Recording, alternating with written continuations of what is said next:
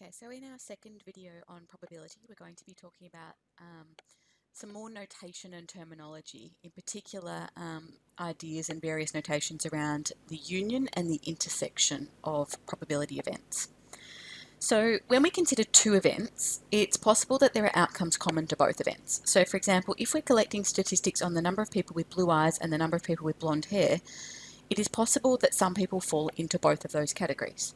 Hence, if we know that 50 people that were surveyed had blue eyes and 40 people surveyed had blonde hair, it doesn't tell us that 90 people have blonde hair or blue eyes, because we would also need to know how many of those people have both blonde hair and blue eyes and have hence been counted twice in both categories. So if 160 people were surveyed, 15 people have blonde hair and blue eyes, then the information from the survey could be represented as follows.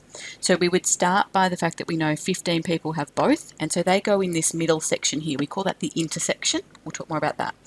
And then we go back to our original information. 50 people had blue eyes, so we need the total blue eye circle to add up to 50. There can't be more than 50 people in total here. So you don't write 50 out here, because that would be suggesting there's 65 people with blue eyes. So it's 50 minus 15, so 35 here, and then 40 people had blonde hair, so the total blonde hair circle has to add up to 40, so that leaves 25 out here that had blonde hair but not blue eyes. And then we surveyed 160 people, and so we've only actually got 25 plus 15 is 40, plus 35, 75 people in the circles, and so there's a further 85 people outside the circles that had neither blue eyes nor blonde hair. So all the people that have both blonde hair and blue eyes, so that's this region in here, we refer to that as the intersection of the events blonde hair and blue eyes, and in this instance there's 15 people in the intersection. All the people that have blonde hair or blue eyes belong to the union of the events, blonde hair or blue eyes. And in this instance, that is these 75 people in here. Okay. It's really important to understand that in mathematics, when we use the word or, it's always meant as an inclusive or. So that is that when we say blonde or blue-eyed, it refers to all those with blonde hair or blue eyes or both. So the intersection is included in the word or, okay? So the union is synonymous or linked with the word or, and it's referring to, if we draw a Venn diagram, all the elements in the circles. And the intersection is linked with the word and. Someone has to be both blonde and blue-eyed in order to be in the intersection. And that's the overlapping region of the Venn diagram. Okay, so this bit in here. Okay, so an alternative to a Venn diagram is something called a two-way table, also called a probability table or a Carnot map, depending on the textbook you're using. The information in the Venn diagram above can be represented in a two-way table as follows. Okay, so what we're seeing here is those with blonde hair and blue eyes, the intersection, they're going to go up here in this top left cell. Okay, those with blonde hair but not with blue eyes are going to be over here in this cell in the table. Those with blue eyes but not blonde hair, the 35, are going to be in this cell here. And then those who have neither, and I don't have another highlighter colour, but those who have neither are going to be here, not blonde and not blue-eyed. So those four regions in the Venn diagram are represented by those four cells in the centre of the two-way frequency table. The advantage of the two-way table is that we also have space for totals. So if we'd been given the information as we had been in this question, 50 people surveyed had blue eyes, there's a place for that to go in the table, and it make it easier to organise the information if you've got room for the totals. Similarly, 40 people surveyed had blonde hair, we can put our 40 out here, you know, and all the other information. 160 people in total, that can go there. 15 people have both, and from those four bits of information that I've just circled in black, the rest of the table can be completed. Okay, so obviously the rows add up to 40 and 120 respectively. The columns, 25 plus 85 is 110, 15 plus 35 is 50, and then these two things together should add up to 160, and similarly down that way. And so once you've got, it's usually the total and three additional bits of information. I think certain combinations don't work, but generally speaking, 3 bits of information as well as the total of the table should allow you to complete it. So generally speaking, if I've got a choice between a Venn diagram or a Carnot map or a probability table, I would use the table because it allows you to organise. You've got a lot more freedom with what information you can record, and then from that you can work out the bits you need. Whereas in the Venn diagram, you sort of need to sometimes hold quite a lot of information in your head to be able to work out what goes where. The disadvantage of the two-way frequency table, obviously, is that there is only two sides to the table. And so, therefore, if we had we're interested in the connections between three different events, we couldn't represent that in a table. Whereas a Venn diagram, we can represent three events with three circles. Any more than three, and it's getting quite complicated to draw a Venn diagram that shows all those different overlapping regions, and it's not possible to draw a table. So for now, we're certainly not going to be dealing with anything with more than three events. And this would be how we draw the three-event Venn diagram. So you've got sections for the intersection of all three events. Then you've got, right in the middle there, you've got the intersection of those two events, the intersection of those two events, and the intersection of those two events. And then obviously you've got the regions which are, no intersections, and then obviously a region with someone that doesn't fit in any of the three categories. Okay, so some set notation and terminology. We talked about that when we refer to the sample space, we technically use set notation, and we'll learn a lot more about set notation next year, but a couple of things for now. So when working with multiple events, we make use of set notation and terminology. A set is a collection or group of elements that can include numbers, letters, or other objects. Okay, and when we list a set, we would list it out in curly brackets like we saw previously. The sample space is the set of all possible elements. This is called the universal set, sometimes called the universal set, and it has many different notations, including these couple of Greek letters here. I tend to write this one because it's much easier to write than this one. It depends on different textbooks use different notations. So there's not really a commonly understood set notation. An event is a subset of the sample space. We've already talked about that. So some of the elements some of the outcomes in the sample space would form the event that we're interested in. And we often use a capital letter to denote a set, so also to denote an event. The number of elements in set A would be denoted NA. We've talked about that one before. The probability of event A occurring would be denoted probability of A, which we've also talked about before. Note that the probability of A would be the number of elements in set A, so the number of elements in event A, over the number of elements in the sample space. And we also know that the probability of the sample space would be 1, because something in the sample space has to happen. It's certain that something in the sample space will happen. Otherwise, it's not the sample space. You've left out an outcome if something else can happen. The set of elements not in set A is called the complement and is denoted A'. I talked about that in an example in the previous video. And it should be noted that the probability of not A is 1 minus the probability of A. All the elements that belong to both sets A and B, so the word and there is important, belong to a set called the intersection, and this is the notation for the intersection, A intersection B, okay? And that would be, oh, sorry, I've got those two diagrams around the wrong way. Can we just, yeah, they should be reversed. So this one is the intersection, the region shaded in the Venn diagram here, we've talked about that previously, and this one is the union, we've also talked about that. This here would be the complement of A, so everything not in A doesn't mean just the things that are in B but not in A, it means everything not in A, okay? So anything outside of the A circle in your Venn diagram. A null or empty set is a set that contains no elements and is denoted by this, okay? So it's a circle with a line through it. And the probability of an empty set, or the probability of nothing happening is 0, okay? In a probability experiment, that is. Two sets A and B are said to be mutually exclusive if they have no elements in common. Okay, so if we were to draw that Venn diagram, it wouldn't overlap at all. There'd be no intersection. And so therefore the way that we write that, the notation for that would be to say that A intersection B is the empty set. So it's not that A intersection B equals 0. The probability of A intersection B will equal 0, but A intersection B doesn't equal 0. It doesn't contain the number 0. It is a set that contains nothing. Okay, so it is the empty set. Alright, each region in a Venn diagram can be described as an intersection of two sets. These same regions and more are represented in the two-way table. Okay, so the most obvious intersection is this bit in the middle here. We know that that is A intersection B. Okay, and in the two-way table, that is this section here, which is A intersection B. Alright, so then if we think about the other regions. So the Venn diagram has 4 regions. Okay, so how do I represent this section out here as an intersection of 2 things? Okay, so this is all the things that are in A and not in B. Okay, so that's this region over here in the table. A and not B. So therefore, same logic, this bit out here is going to be all the things that are not in A and in B. Okay, so not A and B is going to be that bit down there. And then the region outside there, let me see if I can change my highlighter colour. The region outside here,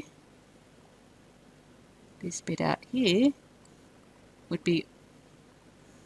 correspond to this bit over here, and that's going to be the intersection of not A and not B. So all of the elements, or all of the things that are not in A and also not in B. So as I said, those 4 regions can be represented on the Venn diagram and in the probability table. Now it's worth noting that the Venn diagram and the probability table can either display the number of elements in each of those sets, so the number of elements in the intersection, so a number of people, for example, who have blonde and blue eyes, or it could represent the probabilities. If your probability table had probabilities in it, then it should be add up to 1 down here. If it has the total number of, if it has the number of elements in each thing, then it should add up to the sample space, or the number of elements in the sample space. Okay. So probability of the sample space would be 1, number of elements in the sample space would be the total number of things. So it could either be number of all of these things, or it could be probability of all of these things. Okay. So I'm not going to list either of those. I'm just going to list the regions in terms of what sets they correspond to. In terms of what numbers you put in there, then that's up to you. So over here we'd have the total number of, or probability of A, number of, or probability of not A, B, and not B. So as I said previously, the advantage to the table is being able to include all those totals. As I said, Venn diagrams and two-way tables can obtain the number of elements in each set or the probabilities in each set. In addition, individual elements in each set could be listed in a Venn diagram. So you could actually list every single element in the Venn diagram if you want. So let's just work through some examples. The Venn diagram opposite shows the sun protection worn by people on a beach. How many people are on the beach? Okay, so every person has to be represented in the Venn diagram. Students often omit the rectangle around the Venn diagram, and yet that's really important. That means that there's nothing outside of here. Everyone is represented somewhere in that rectangle, and it should be the Venn diagram should be contained. These people should be not missing somewhere. So how many people are on the beach? So you just want to add them up. 15 plus 15 is 30, plus 17 is 47, plus 3 is, so there's 50 people on the beach. A person is chosen at random, so that at random is important. Each of the 50 people are equally likely to be chosen. What is the probability that they are wearing both sunglasses and a hat? Okay, so probability of sunglasses and a hat, it's the intersection, okay? So there are 15 people out of 50 people. Simplifying the fraction, so 5 is a common factor, 3 out of 10, or 0.3. Probability that someone is wearing sunglasses, so the probability of sunglasses, so we're looking at the whole sunglasses circle, so 15 plus 17, so what's that going to be, 22, 32 people out of 50 people. Okay, so both of those are even, let's divide by 2, 16 out of 25. Okay, or is it decimal, 0.64. Probability that someone is wearing sunglasses or a hat. So remember, in maths, the or is always an inclusive or, unless it explicitly says sunglasses or a hat, but not both. We assume it means both. So sunglasses or a hat is the union. Sunglasses, union, hat. And so that is all of the people in the 3 circles. But the easier way to do that would be to say that there are 3 people not in the union. And so therefore there's 47 people, 50 minus 3 people that are in the union. 47 out of 50. That doesn't simplify any further than that. Okay, example 2. The probability table opposite shows the results of a medical test for a number of patients. Okay, so the test can either be positive or negative, and the patient might either have the disease or not have the disease. So what we're seeing here is it's possible for people to get a false positive or a false negative test not very likely. There's low numbers here, but it's possible. So for example, there's one person out of the 100 surveyed who got a positive test, but they didn't actually have the disease. Find the probability that a randomly selected patient has the disease. Okay, so has the disease, there are 30 people in total out of the 100. So probability that someone has the disease is 30 out of 100, which is 3 on 10 or 0.3. Part B, find the probability that a randomly selected patient doesn't have the disease but tests positive. Okay, so this is the probability of positive test and no disease.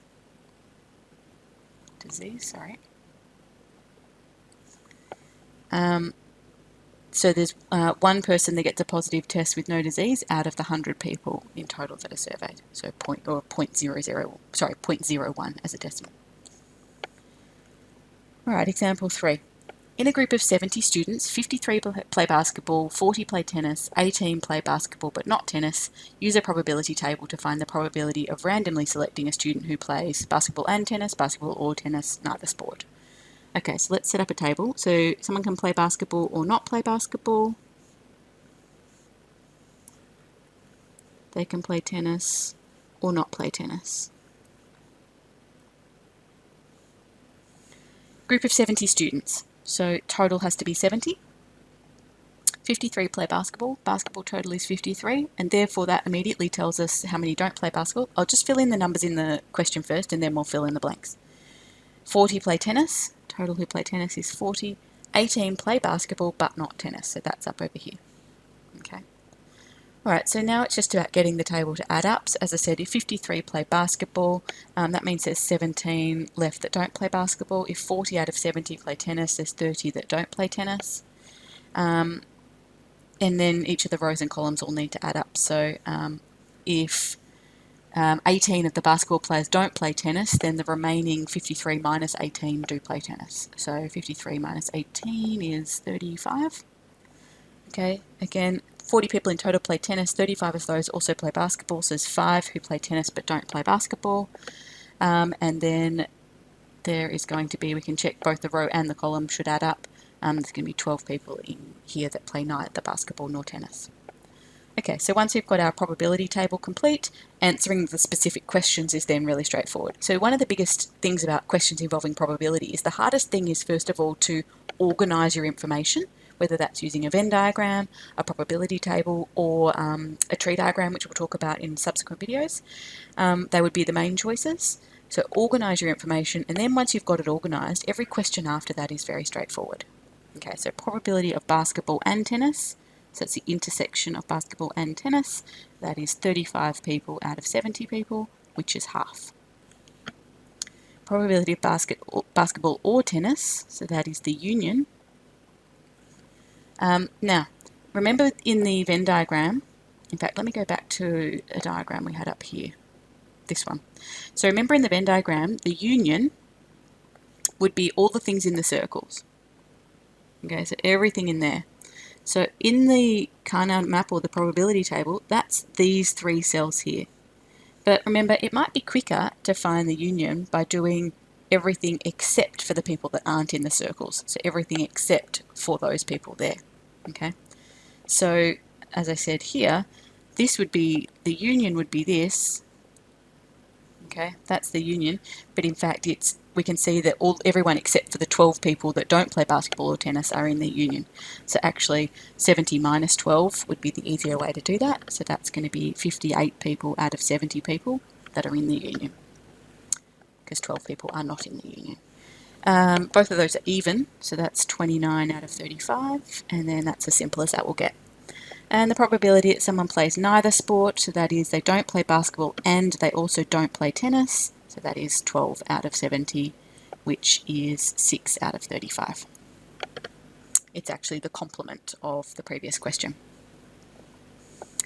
Example 4.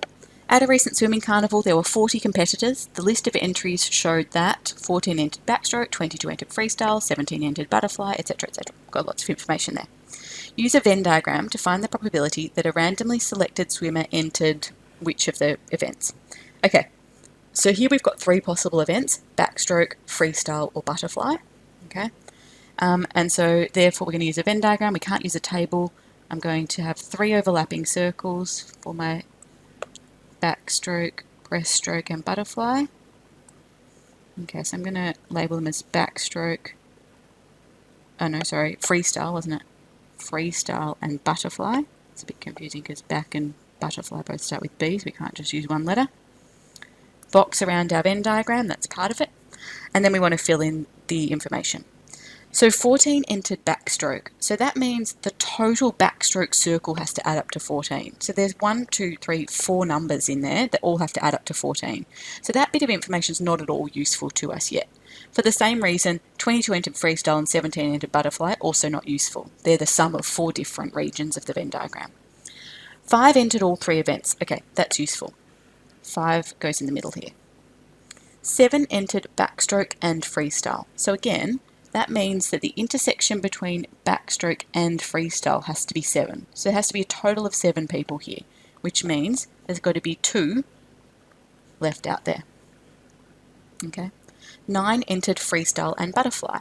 So freestyle and butterfly is this region here. That needs to total 9, and so that means there's 4 in that unlabeled region. Oops, sorry, I lost the 2 out there.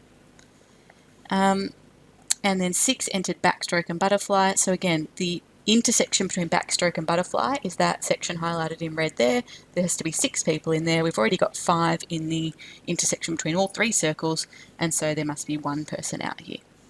Now we can go back to our 3 original bits of information. 14 entered backstroke, so the total backstroke circle has to add up to 14. At the moment there's 8 people in there, and so that means that there is 6 people left out here. 22 entered freestyle, so the total freestyle circle has to add up to 22. At the moment there's 11 in there, so that means there's another 11 out here. Okay, and then 17 entered butterfly, so the total butterfly circle has to add up to 17. At the moment there's 10 in there, so that means that there's 7 out here. Okay, now there were 40 competitors, so let's just check that we've got 40. So we've got 6 plus 2 is 8, 9, 14, 18, 20, 5, 36 people in total there. So that means there's 4 that didn't enter any of those 3 events. So perhaps they entered the breaststroke event and not any of these others. Okay. So we've got all 40 competitors represented somewhere on the Venn diagram. We've organised our information. So now we're in a position to be able to answer the questions. So we want the probability of only butterfly. Okay. So that is probability of only butterfly. I might not write those out. I'm just going to give you the values here. Probability of only butterfly, because all I'm really going to do is that. Probability of only butterfly is there's 7 people who only entered butterfly out of the 40 people, so 7 on 40. Probability of butterfly and backstroke but not freestyle. Butterfly and backstroke but not freestyle is going to be this section here. So butterfly and backstroke would be the whole region, but not freestyle means we're not counting those 5 people in the centre, so it's just the 1. So 1 out of the 40 people did butterfly and backstroke but not freestyle. Probability that someone entered exactly 1 event, so that would be the 7 plus the 6 plus the 11. Okay, so that would be 13, 24, that adds up to 24 out of 40. So simplifying, 4 is a common factor there, 6 out of 10, in fact 8 was a common factor, so 3 out of 5. Probability that someone enters exactly 2 events, so exactly 2 events would be these 3 regions here. So that is 7 people out of 40. Okay, so organising your information first with the Venn diagram or a table and then answering the questions. Okay, example, I think we've already had 4, so this is 5. That's okay. The Venn diagram below shows the distribution of elements in 2 sets A and B. Transfer the information from the Venn diagram into a two-way table. Okay, so we're going to have A, not A,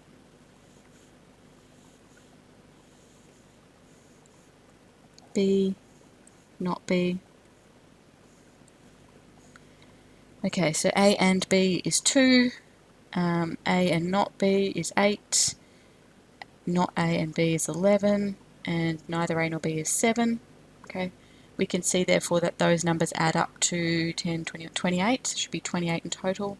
We can add up the rows to get 10 and 18, which indeed add up to 28. We can add up the columns to get 13 and 15, which also add up to 28.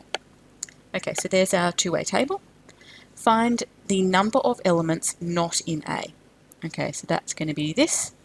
There are 18 elements not in A. Find the number of elements in the sample space. There are 28 elements in the sample space. These might be people, these might be animals, these might be cars, these might be who knows what we're surveying. There's no context here. So just talking about them as being elements. When we talk about the numbers in a set, they're elements of a set. Okay, so the number of elements that are in A and not in B. Okay, so that's going to be this. So there are 8 things in A and not in B. And the number of elements in A union B. So again, remember the union is this region here, these 3 sections, or it's going to be 28 minus 7 would be the quicker way to add those up. So you can check 2 plus 8 plus 11 is 21, or 28 minus 7 is also 21. So those two calculations give you the same thing. So 21. All right, so then find the probability of not B.